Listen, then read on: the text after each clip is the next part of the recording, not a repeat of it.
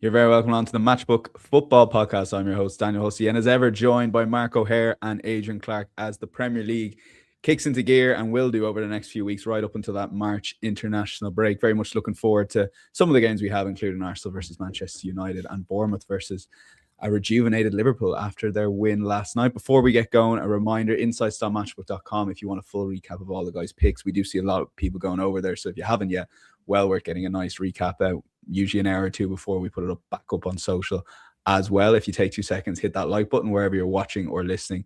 And if you haven't got a Matchbook Bet and Exchange account and you'd like to get the benefits of a sports book with our bet builder options, but also some of our exchange pricing, which we'll go through throughout this show, you can enter the bonus code POD50, POD50. More details available on screen, but also matchbook.com/promotions. A reminder, it is POD50, POD50. So guys, let's get straight into it. And Adrian, we'll start with you on Arsenal versus Manchester United. The momentum of the season, not that it was lost after those 2-0 draws in the Premier League, but, you know, there was a small bit of frustration. I mean, if you look at the campaign as a whole, Arsenal kind of asked for much more than this, being in this position in the Premier League and Champions League as well. So I presume it's a pretty good situation to be in for Mikel Arteta's men as they host Michael Carrick's Manchester United on Sunday. Well, Arsenal couldn't be in a better position, could they? Top of the Premier League by some distance, top of the Champions League by some distance, still in both cup competitions domestically. Yeah, it's got the look of a fantastic season. Arsenal haven't won anything yet, of course, and until they have, I think there'll be a lot of stress among Gooners. But you've got to look at it, look at the big picture, and say that this is, you know, has all the makings of being one of the best seasons for Arsenal in a generation, basically. So, yeah, and this is a big game. There's no doubt about that. I was delighted with the performance against Inter Milan. They didn't make quite as many changes as I thought, but it was still 7 and comprehensively really outplayed Inter. Even though Inter had a threat on the break, Arsenal were really, really good. So, yeah, they come into the match feeling a bit better about themselves. I mean, they were flat performances in a lot of respects against Liverpool, especially Liverpool, but Liverpool and Forest, the goalless draws. But, you know, you should still remember Arsenal didn't concede a shot on target in either of those games. So even when they're sort of not really at it, they're not giving much up. So, yeah, this will be interesting because Premier League teams are really shutting up shop against Arsenal, and it's making it a bit of a grind. Champions League teams are not shutting up shop, and there's a load of goals. You know, it's a lot of fun and some really, really good football. What will Manchester United do? We saw them last week, of course, dismantle Manchester City with an outstanding performance, one of their best in years, I would say. Perfect sort of counter-attacking display, full of aggression, intent, you know, positivity.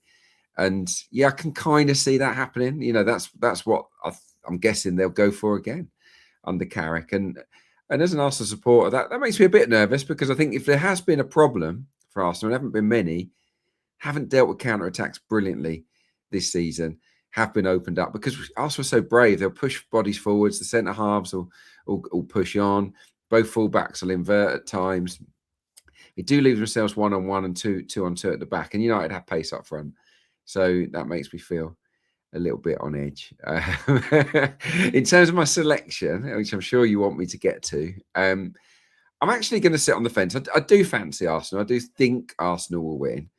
But, you know, at the prices, I'm not sure. You know, not great value. And there's just a bit of me that thinks United can make it tricky. So I'm actually going to avoid the outcome. I actually like both teams to score here. Manchester United have scored in 17 of their last 18 Premier League games. So whether, you know, if they're playing well or badly, they almost always score. They've had the most shots in the Premier League this season. Manchester United have actually had 34 more than Arsenal, which is nuts. By the way, Man Utd have also scored in 10 Premier League matches in a row. And I was looking at it since Amorim left. You know, no one's got a better XG than Manchester United. So yeah, they're in good form going forward. And I think that they will get shots on target in this game. I'll be surprised if Arsenal have another shutout. Now, as for Arsenal, haven't been amazing against the top 6 this season. Conceded in 5 of their 7 games against the top teams in the country, and Yeah, it just wouldn't surprise me if Manchester United registered here. I would back Arsenal to score and maybe to win with both teams scoring, which would in itself would be quite a good value pick. So yeah, I like both teams to score. In terms of the second part, that is on its own, by the way, 1.84. So you could just back that, and that's fine. But I just wanted to jazz it up a little bit for the viewers, for the listeners. And because the refereeing appointment is really interesting, it's Craig Pawson. Now, Craig Pawson averages the fewest yellow cards in the Premier League by some distance, actually. He's averaging just 1.92 per game. So I'm going to pair both teams to score with each team to get 2 or more cards. No. So basically, less than 2. Just one of the teams needs less than 2 cards, and we're in business. In 12 Premier League matches this season, he's handed out at least 2 cards to both teams once in 11 games, and 8 in a row he hasn't. So he's very lenient, Craig Pawson, and I'm banking on that being the pattern again at Emirates Stadium on Sunday afternoon. We'll see. It can be a feisty fixture, this one, but the referee is not card happy at all. So yeah, that's where I'm going. I do think Arsenal are likely to win, but I'm going to sit on the fence on that one and just predict that both teams will score and that there won't be too many cards. That price, by the way, is 2.6. So the 1.84 jumps to 2.6 if you don't think United and Arsenal will get 2 cards or more. Okay, and you can get that on the Matchbook bet builder, as we touched on at the top of the show. Mark, first, you must be proud, partner in crime, seeing Adrian quoting the referee card stats. I mean, just full of pride, I could see off camera there. Yeah. I mean, it's one of the first things I do prepping is to look at the referee, look at the head-to-head matchup. So nice to see Adrian's following suit. In terms of this match, I wouldn't say we're coming from it from different angles, but I do probably have a different idea about how this match might play out. I thought Arsenal were very impressive in midweek, a match that I don't think any of us really expected Arsenal to go for and try and win. They didn't have to, but to make 7 changes at San Siro, you saw the strength of the squad. It's still a very decent 11 that went there and to perform in the way they did. Very impressive, considering it was the 4th successive away game for Arsenal as well. We know they're very difficult to beat, but at least going forward now, Gabriel Jesus fit, available, scoring, Gyökeres scoring again, Havertz returning to the squad as well. Things are starting to look pretty positively in both boxes now for Arsenal. There has been a bit of negativity around their last 2 league games, but the goalless draws of Liverpool and Forest, they've extended their lead at the top. They've also failed to face a shot on target in either of those 2 games. That's 5 times that's occurred now this season as well. So we know this team has the best defence in Europe, and that makes them incredibly difficult to beat. So I've looked at 60 Premier League games going back to the start of last season, 6 defeats for Arsenal. Just one of those came against the Big 6 team, which was the Liverpool match earlier this season. They suffered only 2 home defeats in that sample at the Emirates this season, 16 games, 13 wins, 7 goals conceded. So yeah, the data says they are comfortably the strongest team in the division, and they are very much deserving of their position clear of the pack. And I think when you've won 4 on a spin against United at home, I think they've gone 6-2-0 in home meetings, 2 defeats and 15 head-to-head as well across all venues. It's difficult to really oppose Arsenal. I think the price on them to win this game is fair enough, really. But there are a lot of unknowns because Manchester United were absolutely outstanding last weekend against Man City. You could see the spirit and the confidence kind of flooding back with that performance. I thought it was quite interesting. He dropped Cunha, brought Maguire and Maino in, had Dorgo on the wing, and Mbeumo and Ahmad back, and Mbeumo playing in the 9, and it functioned really well. They were intense, they were really aggressive, took risks, played on the front foot, and they could have won that game by 4 or 5 goals. But the question is, can they back it up? And that has been the question about United for many seasons now. There's been many false dawns, but will Carrick take the same approach here, or will he opt to sort of sit back and be a bit more conservative? And my hunch is it's the latter. They'll be well aware of Arsenal's threats, their strengths. They're playing the best team in the country right now.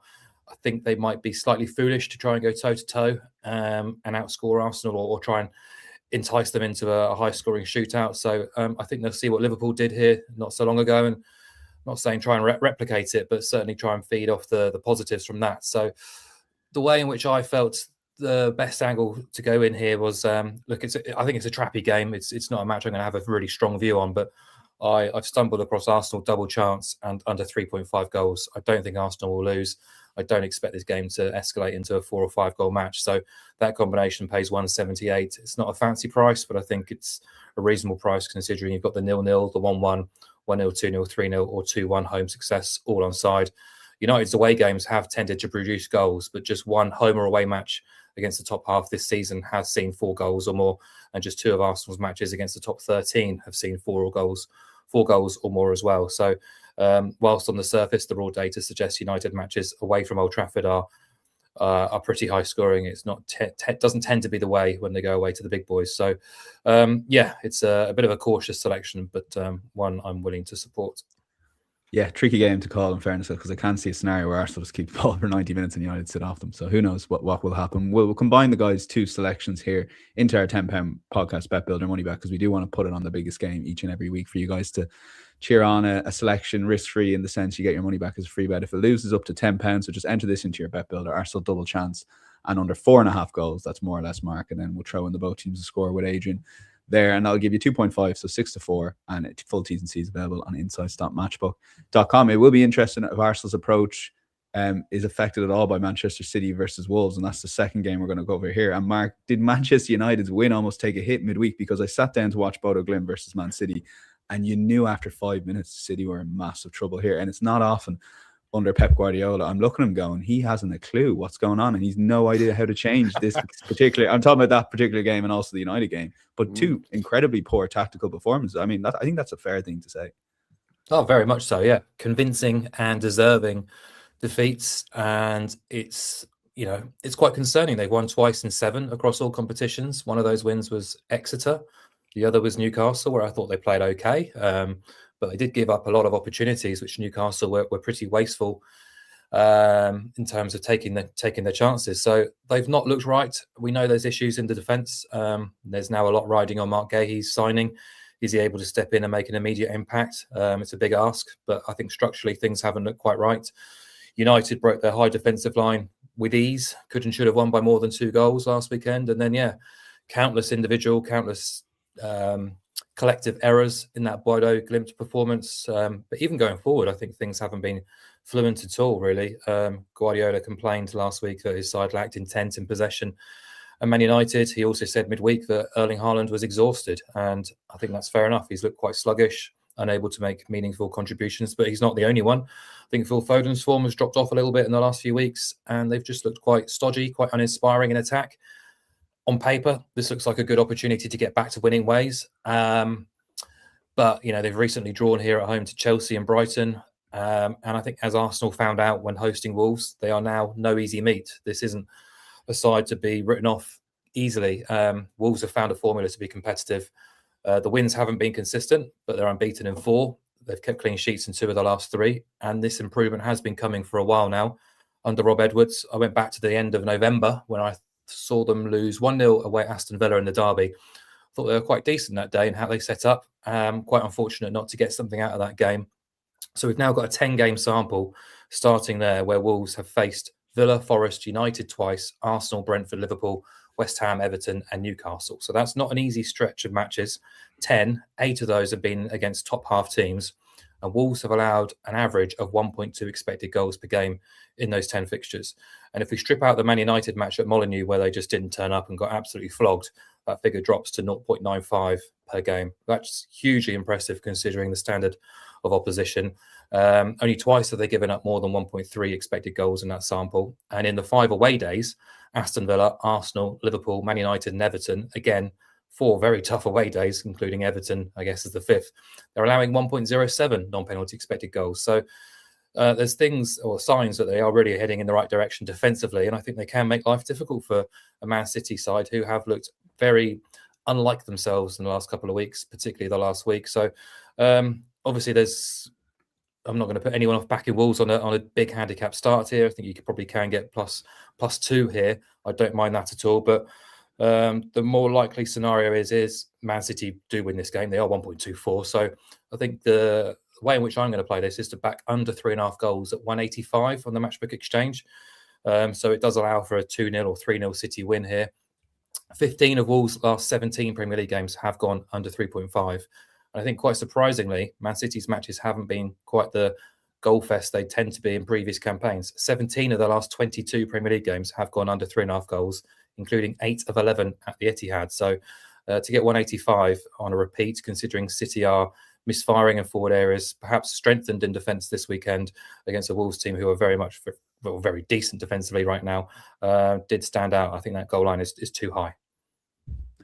Okay, so that's under 3.5 goals, 181. And Adrian, I want to speak a little bit about Erling Haaland. I don't know how much in depth you've spotted him, but if any player was striker for Manchester City and scored 1 goal in 8 games, they'd be getting a lot more criticism than Haaland is. And he's missed a lot of easy chances, including Bodo Glimt during the week.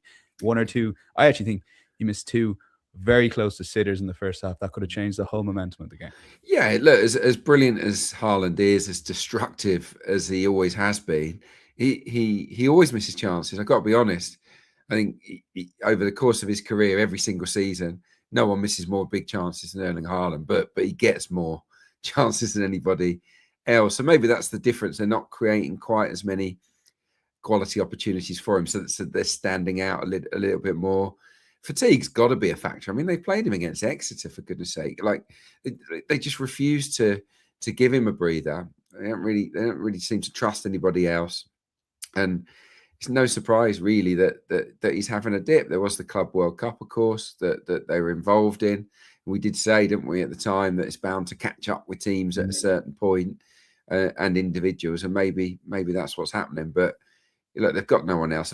Yeah, Marmoush can play there, of course he can, but yeah, he's unlikely to sort of leave Haaland out of the team, isn't he? Maybe interesting. Maybe Semenyo might be given a run out up top at some point. He's got that power and pace, hasn't he? So yeah, bad times for City. It's been a rotten week or so, maybe even longer if you want to sort of nitpick at them. And yeah, this has become a big game, hasn't it? And a potentially tricky banana skin game for them because of Wolves' form. And Mark outlined it all brilliantly there. They're in great nick. Unbeaten in 4. They've conceded just 2 goals in those 4 games coming into it. And as Mark said, their record against big teams is very respectable. He sort of hinted at the Wolves on the big handicap, and that is the line that I'm taking here. I was taken by Wolves plus 1 3/4 at 2.08, so getting a little bit greedy with the price. I wanted odds against. So, but even so, look, to lose all of our stake, City have got to win by 3 goals, haven't they? We get half our money back if City win by 2. Anything less than that, and we get paid. So it's a good pick for me. I mean, Wolves are really, really solid under Edwards. They've got a good formula. I like the 5-3-2.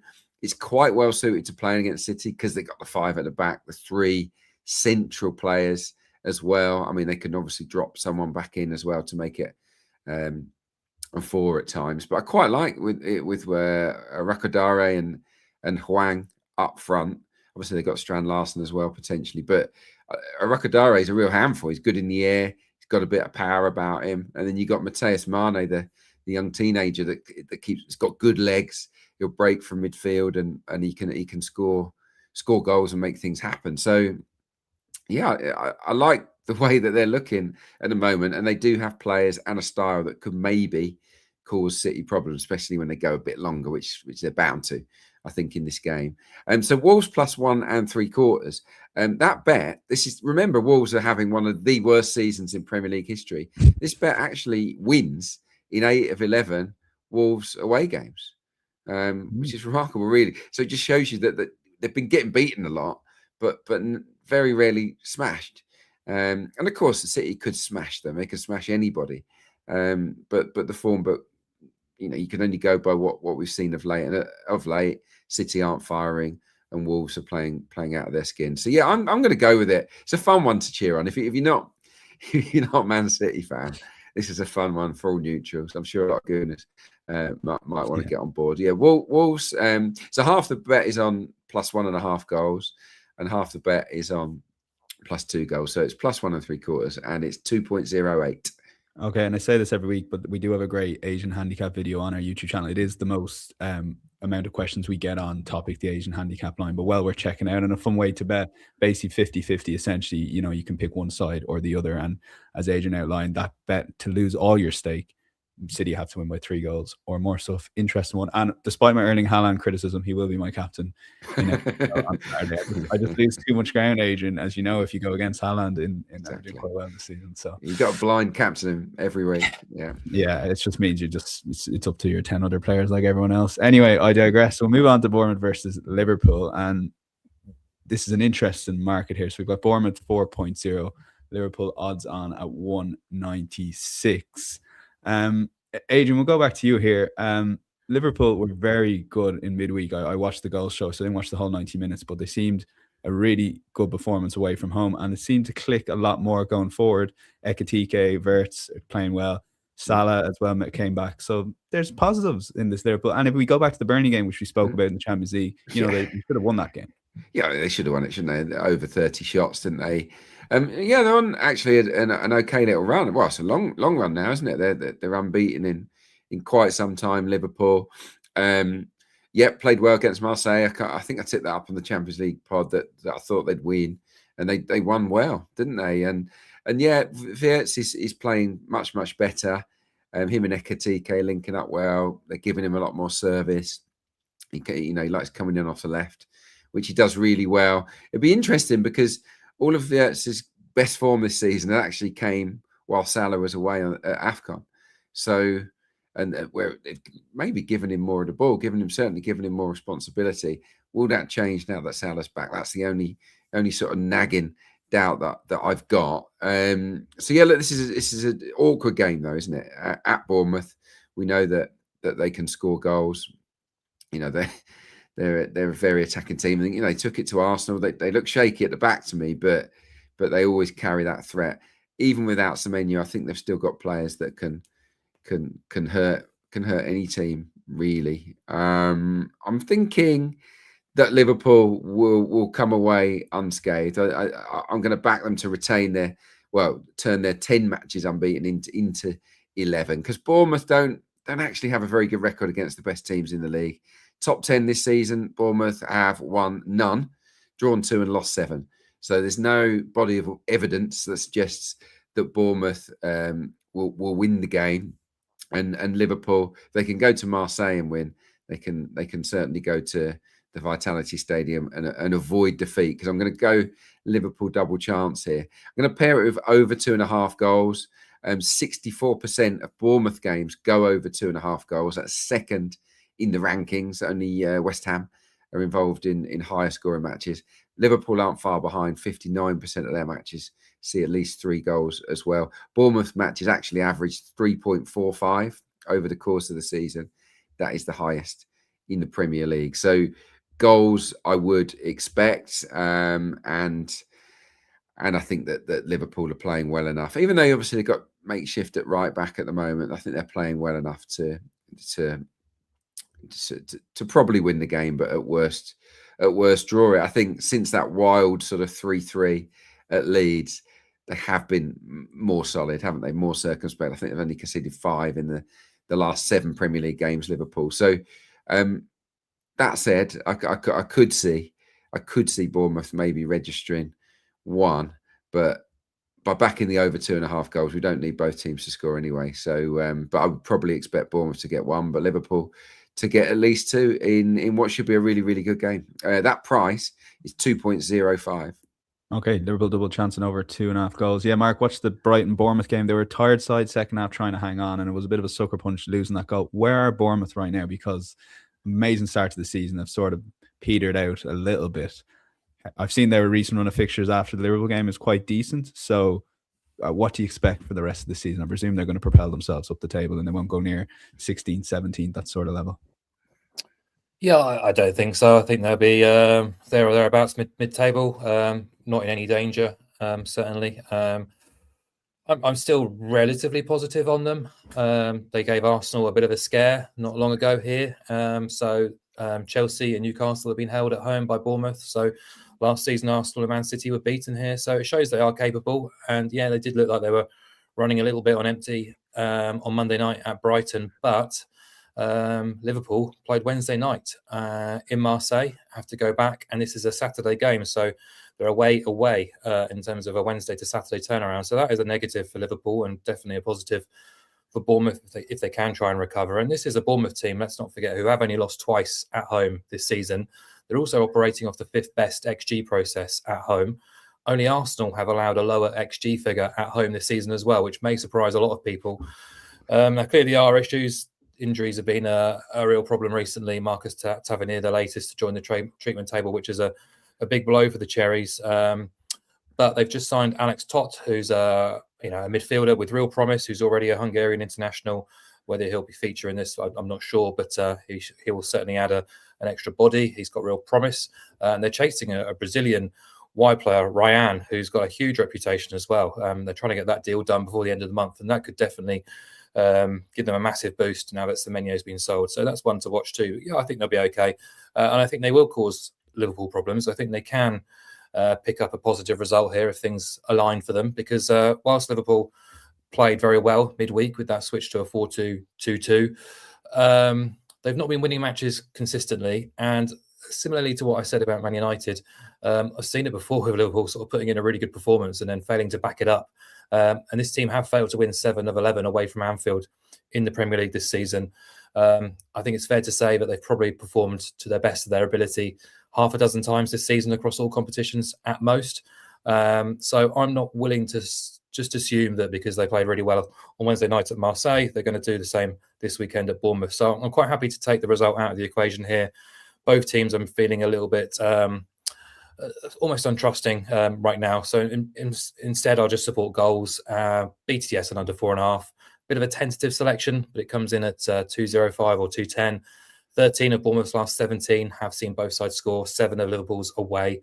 7 of their 11 away have also seen that, and they have only kept 2 clean sheets in the Premier League away from Anfield since September. Now, obviously, the under 4.5 goals is probably a little bit of a concern for some people, with Bournemouth playing out some high-scoring games, but Liverpool's matches don't tend to produce those kind of bonkers numbers. The under 4.5 goals has been bust just twice in 20 Liverpool League games this season. And yeah, that 3-3 at Leeds that Adrian referenced was actually 0-0 at half time. So yeah, a bit of a mad game where 6 goals came after the intervals. But yeah, an interesting match, this one, but probably my weakest view of the weekend. Question marks over both teams. Quite happy to leave them both alone and just kind of support goals and as an interest bet. Okay, so you're getting both teams to score up to 2.1 if you combine under 4.5 goals. Newcastle versus Aston Villa. Adrian, I feel every week you're our Newcastle guide to where are Newcastle at. A little bit on 2 things. Obviously, PSV played into their hands. I think they're missing like 8 first-team players. The coverage was saying. Wizza starting up front now. Is it as simple as he just presses better than Baltimore? Well, he does, yeah, and he's a poacher, isn't he? He is a good finisher. If you get the ball into the box, he will get you goals, Wissa. But yeah, maybe it's that. I mean, I still like Baltimore, and I think there should be there will be a place for him and Wissa at various times. You could play them together as well. So yeah, it's interesting, but it's good to see him back because I liked him at Brentford, and it was a real shame how it turned out. Where obviously he forced the move, but he had a lot of bad luck after he made that transition to St James's. So yeah, he's flying. There's no doubt about that, and yeah, they'll be lifted, won't they, by that win against PSV?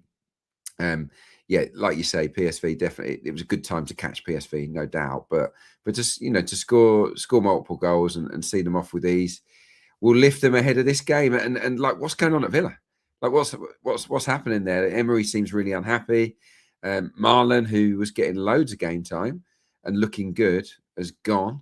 They've lost Boubacar Kamara, maybe for the rest of the season, and that for me is massive because he's a quality player. I think he's I really like the Kamara axis alongside Onana and Tielemans. I think that those 3 have all done well for most of this season. So to miss him, I think is pretty pivotal.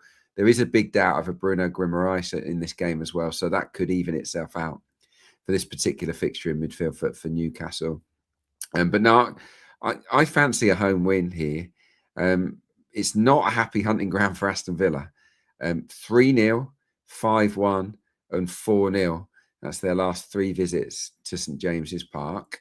So that, could be a mental issue for them ahead of the game. Obviously, losing Cameron Marlon, not good either. And yeah, they've just gone a little bit flat, haven't they? That was a poor performance against Everton. Now they could just turn it on and with Rodgers and Watkins and go and beat most teams. But Newcastle away is always a challenge. And even when they've had their full strength team or most of their players fit, only 2 away clean sheets all season for Aston Villa. If you flip it around, look at Newcastle. They've scored at least twice in 9 of 11 home games in the Premier League this season. That's fantastic. The only games they didn't score at least 2 in were home to the top team, Arsenal, and the bottom team, Wolves. Everyone else, they've scored at least 2. And if they score 2 against Villa, I think they probably win the game. So I'm going to pick Newcastle to win.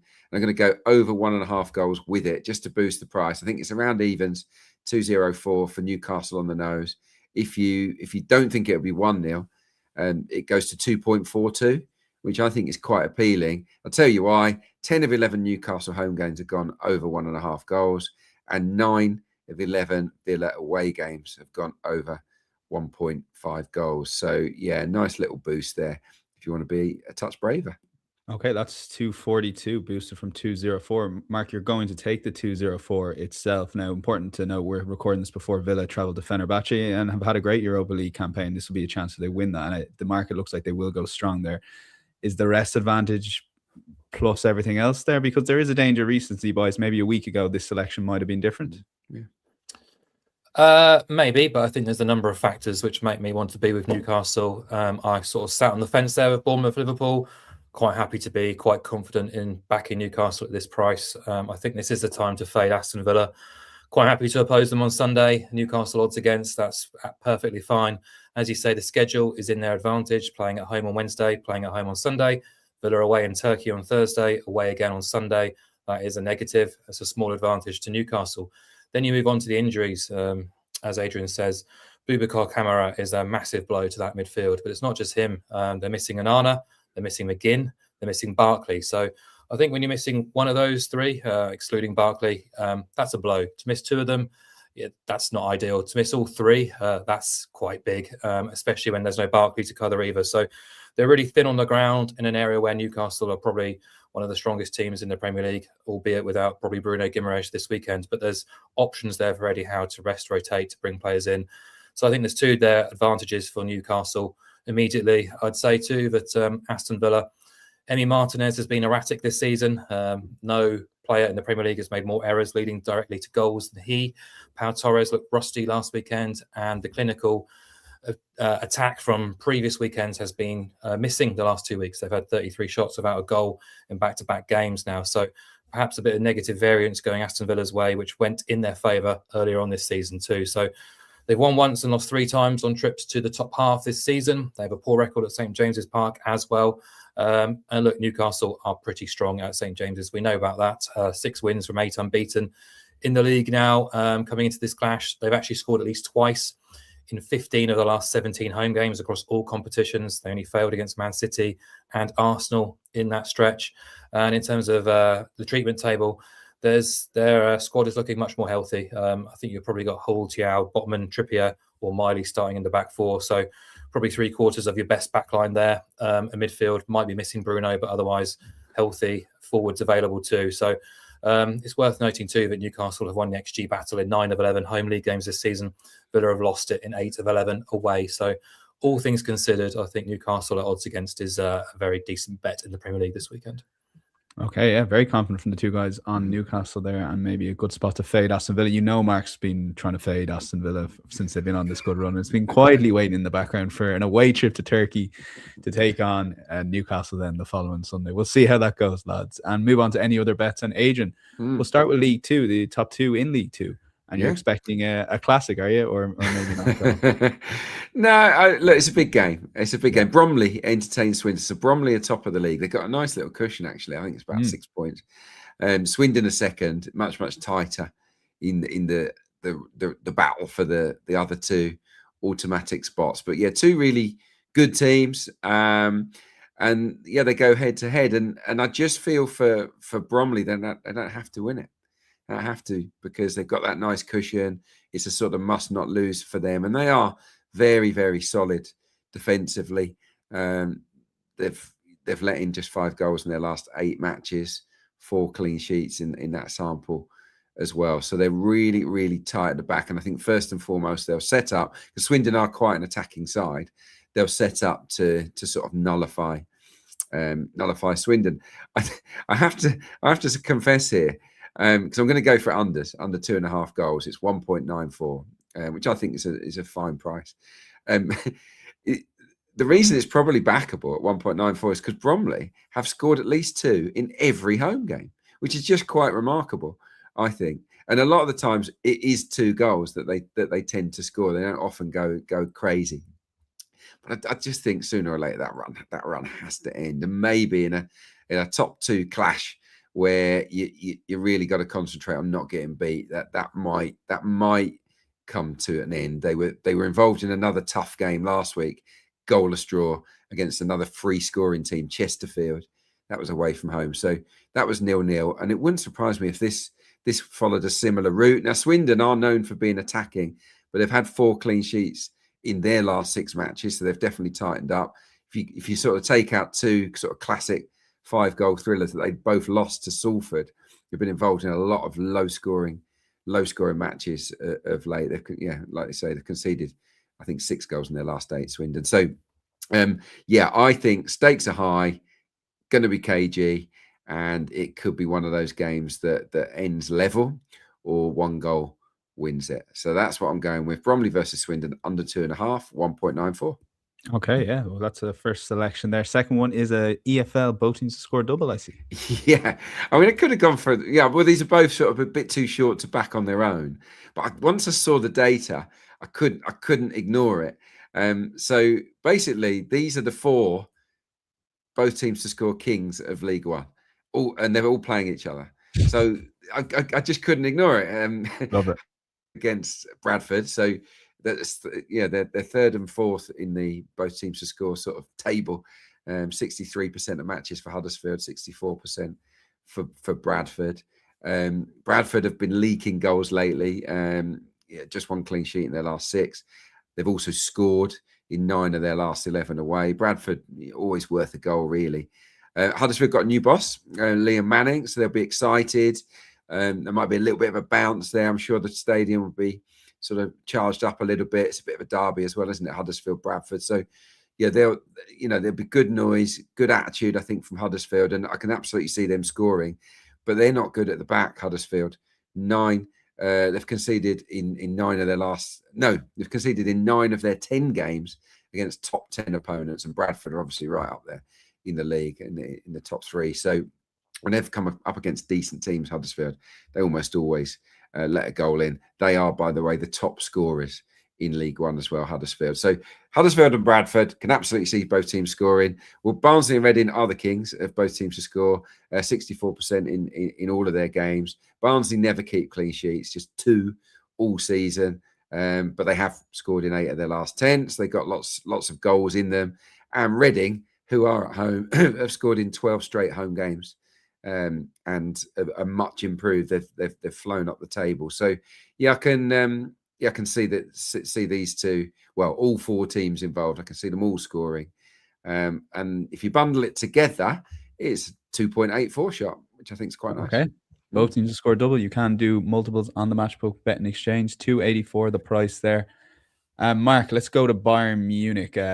Watched a lot of their game midweek there, and it just seems Elise, Harry Kane, those 2 players in particular are the kings to this Bayern Munich team going forward anyway. Would that be fair to say?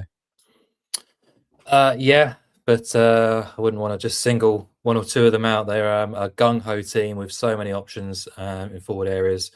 26 wins now in 29 games, 3.6 goals per game scored at home, 12 wins from 13, averaging 4 goals per game, 4 or more goals scored in 6 of those 13. Sort of staggering numbers, really. And they're only going to get better because Alphonso Davies is back. Jamal Musiala is back in the squad as well. So a super strong side is going to get better as the weeks go on. They only managed 2 against Union Saint-Gilloise, but they generated over 3 expected goals. Before that, they put 5 past Leipzig last weekend, 3 at Köln, and 8 against Wolfsburg in their last home league game. So they've scored at least 3 times in 10 of 13 at home this season. I'm going to back them to win by any other correct score against Augsburg this weekend at 2.16. So it requires Bayern Munich to score 4 goals or more and win the game to get paid out at 2.16. What I think is quite interesting is the goal line for this game is set at 4.0 and it's odds on. So taking that option, you require 5 goals or more to be paid out at an odds on price. We are getting an odds against price just for Bayern to score 4 or more. So, as I say, they've been doing it pretty regularly, and they're playing an Augsburg side who have just stunk the place out this season. They're 5 games against top 4 teams, 5 defeats. They've conceded 3 goals or more in 4 of those. Bayern scored 3 in the reverse in Augsburg in victory. Augsburg's last away day, 4-0 defeat at Gladbach. It means they've now leaked at least 3 goals in 3 of their last 4 away games. And yeah, Bayern are averaging 3 expected goals. And they've 4 of their 7 games, home or away, against teams in 12th and below, have seen this bet cash. They've scored 29 goals in those 7 games. And yes, they've already secured their place pretty much in the top 2, or at least the top 8 in the Champions League. But more importantly, I think if you wonder whether they might sort of take things easy domestically, I would say no, because they currently are on track to be the best ever Bundesliga team in both points earned and goals scored. They're also chasing an unbeaten season. They want to try and match what Bayer Leverkusen did under Xabi Alonso a couple of campaigns ago. Plus, you've got Harry Kane, who is on track and trying to beat the single season goals record for a player in the Bundesliga too. So I think there's a lot of motivation still left in this Bayern team to go out and put teams to the sword. So happy days if they put Augsburg away with 4 goals or more. Okay, yeah, those correct score markets, effectively an exclusive for the exchange. You can back your correct scores 4, 5, 6 on the sports book, but the exchange cuts it off at 3, as Mark said. You can get that Bayern by any other score, and he feels 2.16 is value versus the goal line. Second selection from Ligue 1, and fading a Monaco side that were, I know they're away to Real Madrid, but some of the defending was awful. Like shambolic, wasn't it? It was dreadful. I mean, let's call it what it is. You're being kind. Yeah, it was appalling. Really. Yeah. The curious thing about that match, when they lose 6-1 at Real Madrid, the first time in their history they've conceded 6 goals in a European game, but they had 20 shots at the Bernabeu as well. It was a wild match. I think there was 40 odd shots in the game, 45 shots overall in that match. Crazy, really. But their head coach, Sebastian Pognicoli, is under big pressure. He was brought in after they made a really premature move to sack Adi Hütter in the autumn, and he's had 0 impact. If anything, things have completely regressed and unraveled in recent weeks. That 6-1 defeat came hot on the heels of a 3-1 loss at home to Lorient, the first time Lorient had won away from home this season. That was last weekend. Monaco's ultras boycotted the first 45 minutes in protest against the president. That defeat was their 7th in 8 league games for Monaco. They're now 9th and 12 points off the top 3. And, if they miss out on Champions League qualification, that's a huge negative for Monaco next season. Injuries haven't helped. Their recruitment last summer hasn't helped either. They also have a big game now against Juventus on match day 8 of the Champions League to look forward to, which is of much greater importance than playing Le Havre this weekend. A Le Havre side who are plucky. They're tidy, they're efficient, and they are very good defensively, particularly at home. They've lost just twice in 9 as hosts. They came against PSG and Lille, both by 1-goal margins. They're ranked 7th in terms of home expected points process and 7th for home XG process. They have the 2nd best XG conceded figure at home this season, and they have faced fewer bigger chances than PSG at home. So they know how to stop opposition teams playing, and this is a Monaco side who have kept just 2 clean sheets overall in Ligue 1 this season. Away from home, 1.88 goals conceded, 1.8 non-penalty expected goals conceded per game. They've won just 3 of 13 in Ligue 1 going back to mid-September. Only 3 wins in 12 on their travels all season. One of which was at Bodo, where they were totally outplayed and quite fortunate to get a win, let alone a draw. And the other 2 came against bottom 3 opposition in Ligue 1. They've also failed to win their last 2 trips to Le Havre as well. So more than happy to fade them here. They're odds on to win away at Le Havre, which looks a rotten price. So I will back the home team plus half a goal at 188. Okay, and let's move on to long shots and the early kickoff, Adrian. Not the blockbuster game in the world. We're probably used to a TV game. Just putting it kindly. West Ham 264 home to Sunderland, who are 3.05 underdogs. Yeah, and that sort of caught my eye, really. I thought I might go, can I find a long shot route on Sunderland? Okay, they're not in brilliant form at the moment. They did battle back, didn't they, to beat Crystal Palace. But you'd say they've had a bit of a dip really under Regis Lebris, but they've still only lost one of their last 7. So if that's their dip, it's not that bad, is it? And look, Brobby is a real handful. You've got a few players back from AFCON that are ready to hit the ground running. I can see a vibrant Sunderland, sort of causing West Ham a few problems here. Not least because West Ham still can't defend. I know they got that big, what could be a decisive sort of winner at Tottenham last week, but that could easily be a false dawn, couldn't it? Where they're back, back in front of their home fans, where we know things can get a bit toxic if things don't go their way. And the reason I want to oppose West Ham here, I want Sunderland to win and both teams to score, is that the Hammers have let in at least 2 goals in 9 of 11 at the London Stadium. So they really aren't used to keeping teams out. They've given up a lot of chances. They've collected 1 point in their last 5 home games. So it's not a comfortable environment for them. And Sunderland are not a comfortable team to play. We know that, don't we? They'll get after you. They'll be aggressive, and they'll get the ball forward. And those forwards can be a handful. So yeah, I just give Sunderland a shot here. I really did. They haven't scored a lot of goals away from home, and they would need to put that right here. And you wouldn't say Sunderland are watertight at the back. They've got a great keeper who's done fantastically, of course. But they've faced the 3rd most shots in the division, Sunderland. So West Ham will get chances. I think they'll score. But West Ham are poor. Out of possession. They're just not a strong side. They've faced the 2nd most shots as well in the Premier League this season. And as outlined, they've let in a lot of goals. This one finished 3-0 to Sunderland on the opening day of the season. They caused a lot of problems when they put the ball into the box, and they'll look to repeat it here. So yeah, I just think as a long shot, why not oppose a team that's really struggling at home in the relegation zone against one of the sides of the season? So yeah, Sunderland to win, both teams to score, 6.6.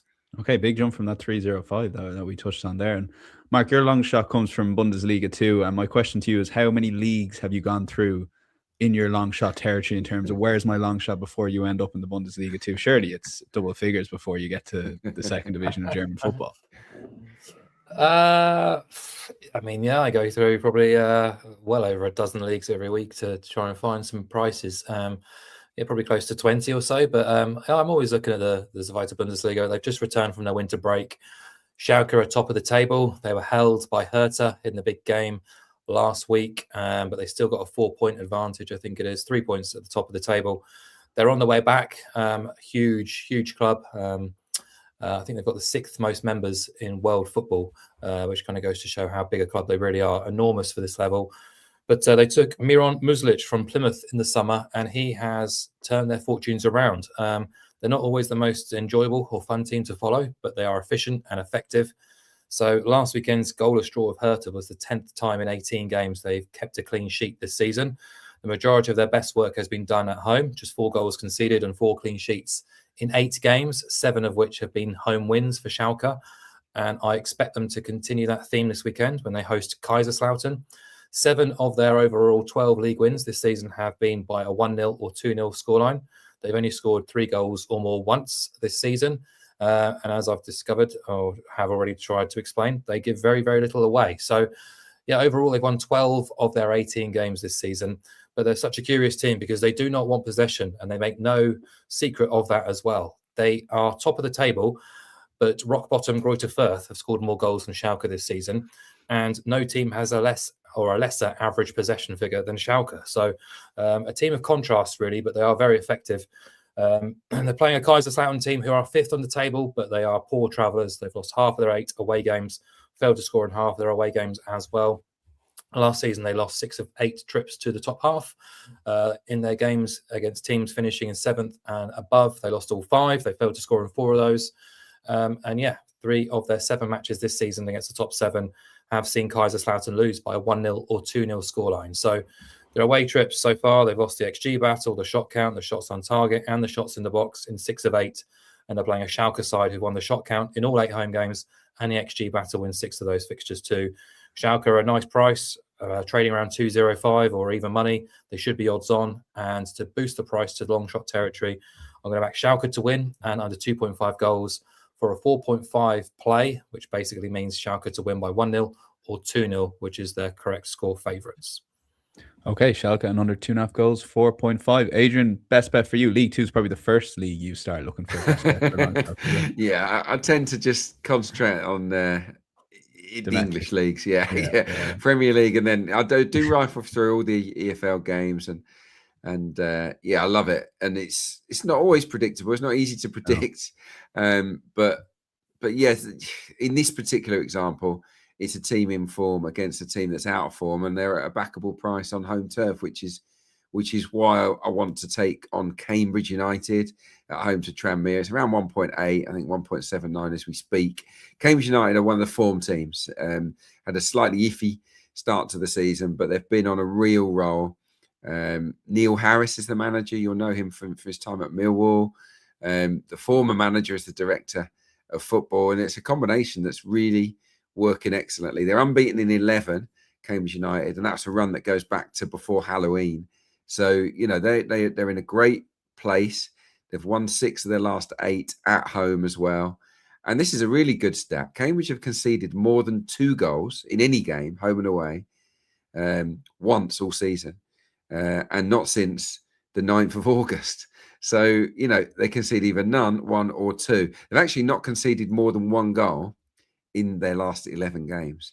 So they are solid right now. And you look at Tranmere, a bit on the slide. They've lost 5 of their last 7. They're not scoring very many goals. They do tend to score in away games, but never normally more than 1, not too often anyway. They're 17th, and they have conceded in every single away game against teams that are above them in the table. And as I said, Cambridge are 6th in the table. Their record against top 10 teams, 1-0, drawn 5, lost 7, Tranmere. So, yeah, I just fancy Cambridge to continue their run here. It's around 1.8. Okay, we'll lock that in as best bet. And finally for you, Mark, Bundesliga, 4:30 kickoff, Freiburg versus Cologne, over 2.5 goals. That's your best bet on the weekend card. Yeah, I think I've nailed the last 6 of these, so hopefully we can make it 7. Going for goals in the Bundesliga on Sunday, over 2.5 in this match, Freiburg versus Köln, comes in at 186. The Bundesliga is averaging 3.26 goals per game this season. 63% of matches have gone over, 43% have gone over 3.5. But if you take that 63% hit rate and find implied odds, you get around a 1.57 across the sort of blanket top flight game, if you like. This game, 1.86, goes against that grain. I'm not really sure why, because if you look at the raw numbers and the underlying data, it suggests we're going to be in for a goal-heavy game. Freiburg have only failed to score 4 times in 18 league games this season.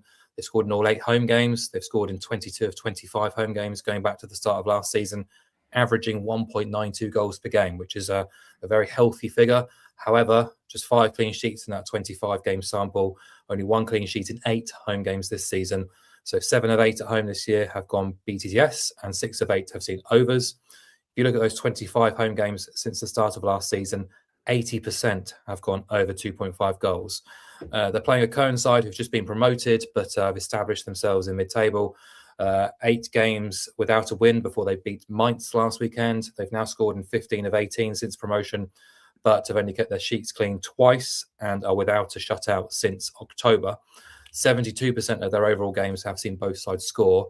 And the average goals per game for these two teams come in at 3.17 for Köln and 3.33 for Freiburg. Meanwhile, if you look at the XG figures, the average comes in at 3.01 and 3.32 XG per game, respectively. So whichever way you look at it, both sides should be getting on the score sheet here. And then we just need a third goal to get us over the line. So I think 186 in terms of backing over 2.5 goals bet in the Bundesliga is already too big. And I think everything, or all the evidence suggests it should be shorter in this match too. So fingers crossed we get 3 or more Freiburg versus Köln on Sunday. Okay, best bet on the weekend's card, insights.matchbook.com. Full recap. We see around 40 people watching the live stream. many more of you watching back on YouTube. If you can take 2 seconds, hit that like button. That's all we ask for. It helps our content get out to a wider audience, and we're ramping it up the next few weeks with non-stop Champions League on Monday, and then the Premier League is pretty much relentless. Had a good look at the schedule this morning. There's a lot of games coming in quick succession, with a couple of FA Cup weekend/midweeks in there. Enjoy the weekend football. We'll be back to cover the final Champions League game and have the two guys debate the new Champions League format, because we're not tired of debating that at all. But until then, enjoy the weekend, and we'll chat to you next week. Bye.